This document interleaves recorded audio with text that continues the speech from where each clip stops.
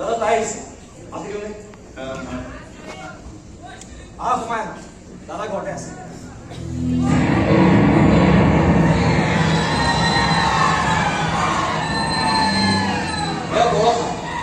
মই যে কৈছো নামটো ভাল বৰষা যেতিয়াই তেতিয়াই বৰশী দিব পাৰি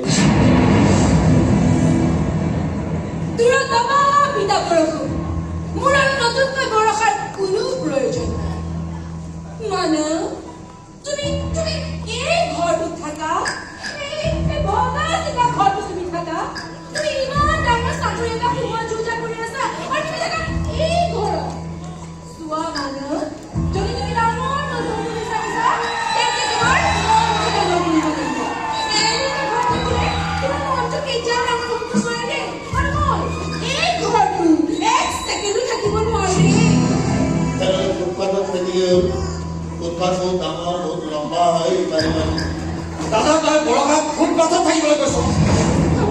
মানে ফুটপাথৰ মানুহেতো ফুটপাথৰ কথাই কব তাত তুমি বেয়া পাই একো লাভ নাই আৰু কোনো মানুহ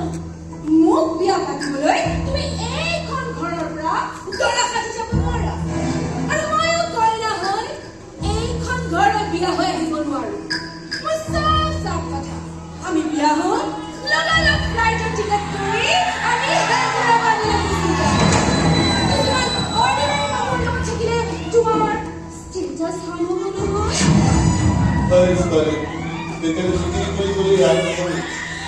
এনেকুৱা মাৰ মাৰি নহয় বহুত ভৰ্তি হৈ যাব আপুনি মোক পাৰিব মোৰ ওপৰত আপুনি হাত উঠাব আপুনি লাগিলে ভৰি উঠাম দাদা এইবিলাক কি কৈছ তাই কি কৈছে তাই কথা কি চৰকাৰক চলাই পোৱা আকাশ পাৰি নেকি তই সিহঁতৰ কিন্তু ঘৰত খাবলৈ একো নাছিলে মোক ক'ব লাগিছিল ট্ৰাকে যদি বস্তাই আলু পিঁয়াজ পেলাই দিলে সিহঁতৰ ঘৰত কিন্তু তোৰ মগজুটো কিয় খাব লাগে আৰু কিমানৰ মগজু খাইছ মগজ খাই দি কি ক'ব কিন্তু তোৰ প্ৰেমত কৰি তোৰ দৰে গাইনীৰ প্ৰেমত কৰি কাপোৰতে আছে জখিনী বুলি ক'ব লাগিছিল নেকি তই গাইনীয়ে তই কিন্তু ইয়াৰ ফেভিকল লাগিবলৈ চেষ্টা কৰিবি কাৰণ মই মাজত হিমকলটো হৈ থৈ থাকিম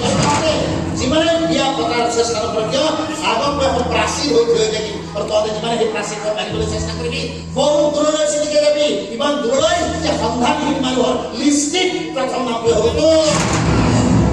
দাদা তই এইবোৰ কি কৰিছ এই মুহূৰ্ততে চোতালি যাবলৈ আৰু ভৱিষ্যতে যাতে এখন চোতাল তাই ধৰি নিদিয়ে মই বহুত স্পীডত ট্ৰাক চলাম আৰু ব্ৰেক কৰাৰ অভ্যাস মোৰ নাই